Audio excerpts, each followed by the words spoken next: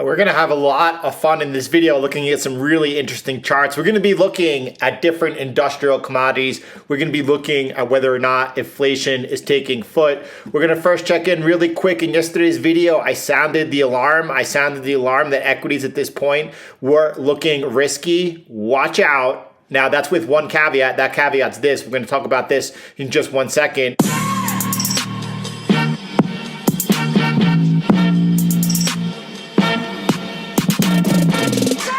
But up here right now, in the near term, I'd be very cautious over the next couple of weeks. We continue to trade up nicely today on the S&P 500, making new all-time highs. The Russell clearing out of this small little bull flag over here, clearing out to new all-time highs. Now, I did say that, I did mention, although that I think the equities are risky over here, they could continue their rise. That's happening. Nevertheless, anyone who's currently positioned inside equities, be extra careful, right? I know that some of you went ahead and you placed some stop loss orders where that you could go ahead and get out of the markets if you see some negative price action. As I said yesterday, all price action across all the indexes looks super technically solid and bullish. I have inside me a gut warning. I'm going to pay attention to that. We're going to watch what happens over here. You can see the Dow also in this upward sloping channel looks entirely bullish until it breaks down over here. We'll keep watching over here. I'm not trying to call it top. What I'm trying to say that right now, things are risky. It's not often I say something like that at all. Pay attention. We also have the Nasdaq here printing new all-time highs. It's a beautiful day on the indexes. That's with a slightly stronger dollar. And with that slightly stronger dollar, you're also seeing gold and silver also bid. Look at gold right into that 1875 resistance so far, right? Get above there. Does that open up the door? I don't know. 1895, that looks like where things get a little bit easier. Above 1914, we're really cruising. We've just come up and shot up about 6-7% on gold in the last few days. You're into a little bit of light resistance, heavier resistance over there. Heath over at 1895. Watch out for that. Before I get into the fun stuff over here, I'll make this a short update. I really wanted to check in with all y'all. It's really important to me. So by the way, if you enjoy that as well, me spending my time with you, go ahead and smash the like button. It takes you 2 seconds, but it really helps me and it really helps the channel. I do appreciate that very much. I'm watching over here on Bitcoin. I'm going to do something different. I'm going to look at what's going on Bitcoin here from a swing trader's perspective over here. And I want to give, because right now it's 50-50, right? Whether we break up or we break down over here. A lot of people are expecting a drawdown. I'm not one of those people. I was expecting that.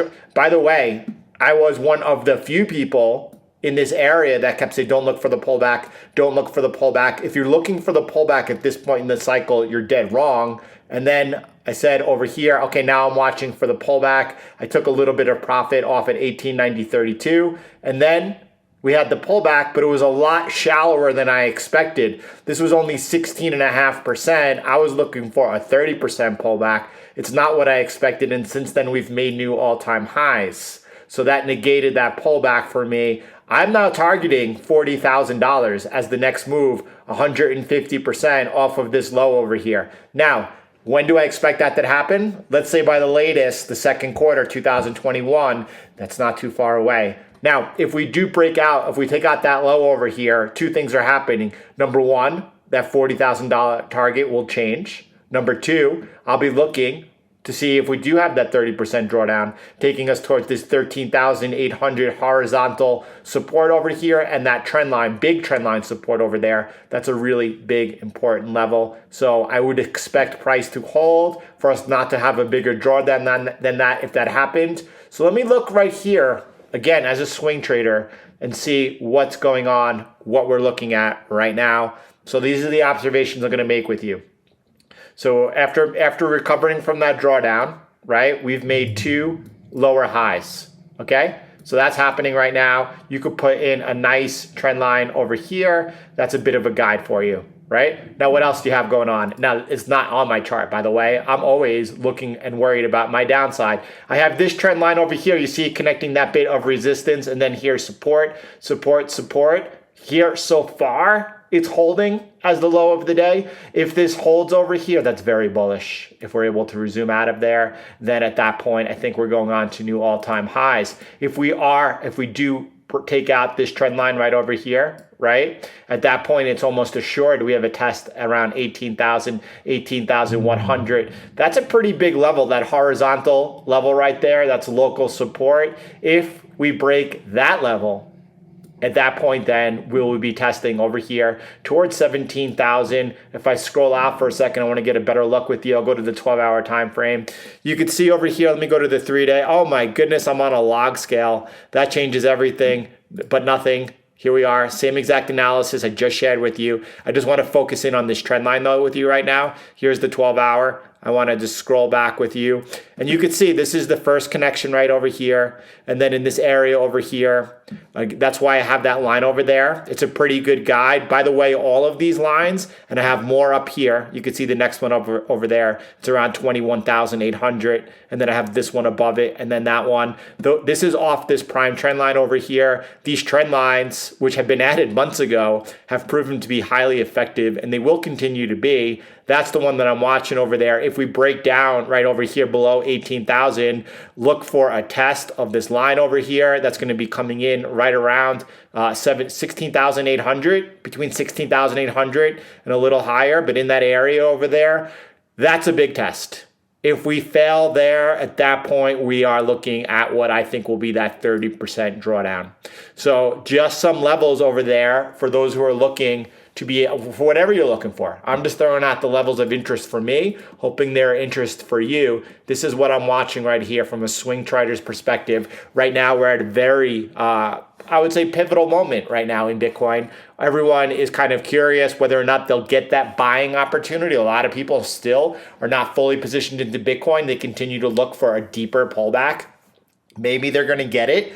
I would not take that as a granted, and that was because of this right here. After we had that pullback that I was looking for, right? I called that almost exactly to the price over there. We had the pullback, but it was less than I expected, and we since have recovered. A lot of traders, the way that the market would catch the most people off guard over here would be the market printing new all-time highs and then actually spiking up toward that 21,800 level. That would keep the most people on the wrong side of the trade because a lot of people are really trying to time Bitcoin, looking for that pullback.